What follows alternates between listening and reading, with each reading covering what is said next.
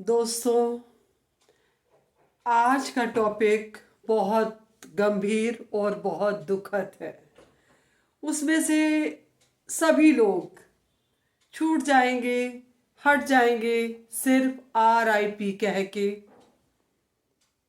Rest in peace कह के, या राम राम कह के, या हाथ जोड़ के।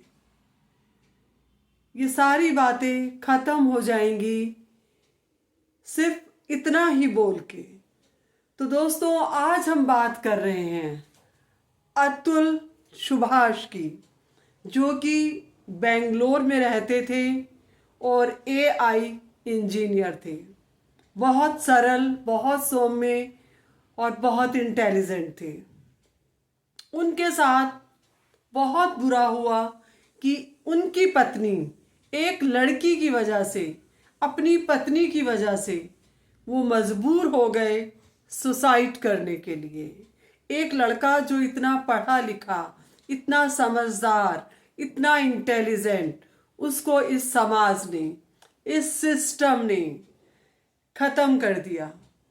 जो हमारे देश के लिए, अपने ऑफिस के लिए कुछ भी कर सकता था,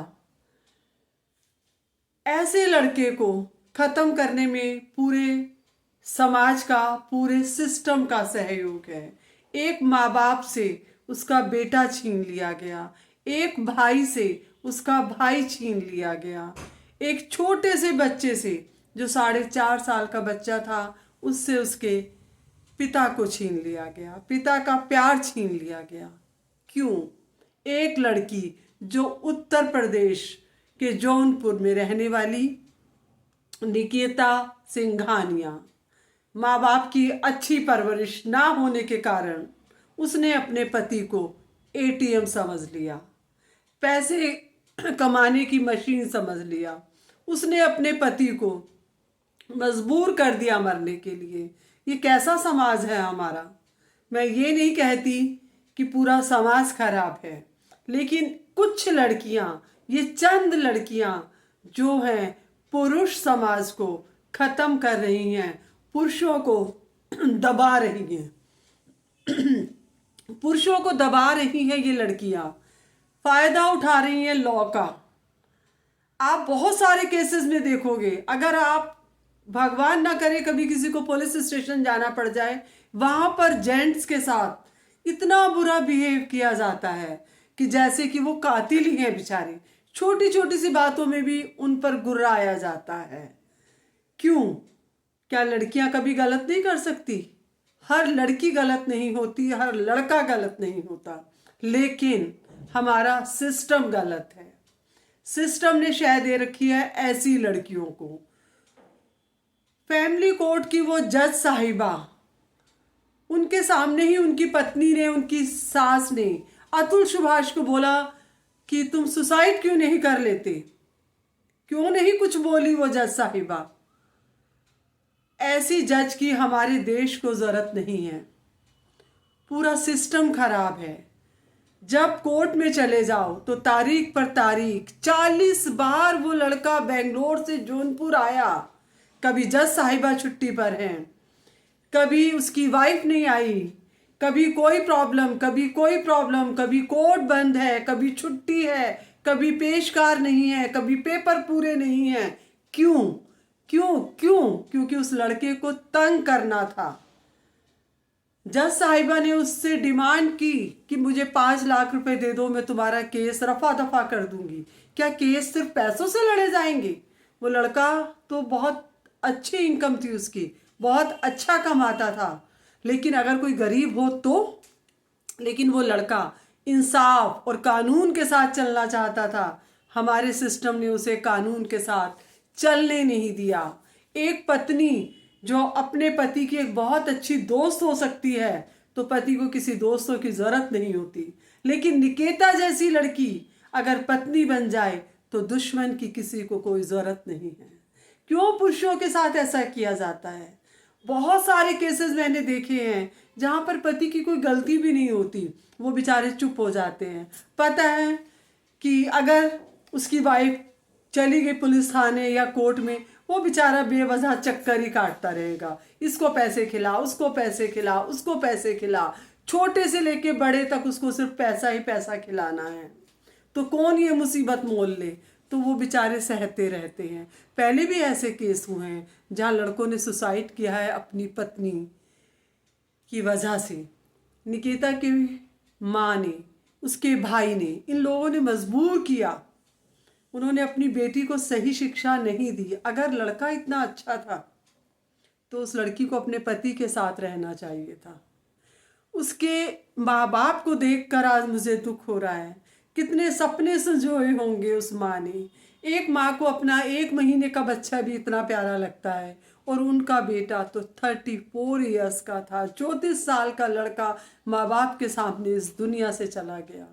तो कैसे जिएंगे वो। तो अब हम सबको मिलकर न्याय की डिमांड करनी है। हम सबको मिलकर एक होना है कि अतुल सुभाष को न्याय मिलना चाहिए। रोज ये पोस्ट फेसबुक पे, यूट्यूब पर, हर जगह सब डालें, सब लोग साथ दें, क्योंकि न्याय के लिए अकेला परिवार कुछ नहीं कर पाएगा। हम सबको उनके साथ खड़ा होना है। अतुल को न्याय मिले। जीकर तो वो न्याय नहीं पा पाए, लेकिन उनके जाने के बाद उनको न्याय मिले। उनके माता पिता को कम से कम इतनी संतुष्टि तो मिले कि हमारे साथ ऐसा ना हो। कितना दुखी रहा होगा वो लड़का जिसने ये कहा कि मेरी अस्थियों को कोर्ट के सामने नाले में बहा दिया जाए। कितना मजबूर हुआ होगा मरने को वो लड़का। कोई नहीं चाहता मरना, और अपनी अस्थियां वो नाले में बहाने को कह रहा है। शर्म आ रही है मुझे अपने इस समाज पर, अपने इस सिस्टम पर। तो सिस्टम में जो लोग हैं वो क्यों नहीं सोचते। आज वो कितना भी पैसा खा लेंगे, लेकिन या तो इस जन्म में आपको भुगतना होगा या फिर जन्म लेंगे। हम बोलते हैं ना हमें किन कर्मों की सज़ा मिल रही है। सज़ा यही होती है कि हम हर जन्म में किसी ना किसी का बुरा करते आए हैं। क्या ये जज साहिबा सोच रही है कि वो बच जाएंगी? कानून में तो वो खेल जाएंगी, पैसा देके बच जाएंगी, लेकिन प्रभु के दरबार में वो नहीं बच पाएंगी। तो हमको एक साथ खड़े होके अतुल के लिए, अतुल सुभाष के लिए खड़ा होना है, उनके लिए प्रेयर करनी है। उनके घर वालों को हौसला मिले जब हम उनके साथ खड़े होंगे। और हमें ऐसी लड़कियों को समाज से निकाल कर बाहर फेंकना है जो अपने पति को सिर्फ एटीएम समझती हैं, जो नाजायज़ फ़ायदा उठाती हैं, जो अपने ससुराल वालों को सिर्फ तंग करती हैं कि हम आपकी रिपोर्ट कर देंगे। तो पूरी इंक्वायरी क्यों नहीं की जाती? A to Z अगर एक पुलिस स्टेशन से, छोटे पुलिस वाले से लेके SHO, बड़े बड़े ऑफिसर तक, अगर सिस्टम से काम लिया जाए, सही से इंक्वायरी की जाए, तो कैसे कैसे नहीं गलत काम होने से लोग बचेंगे।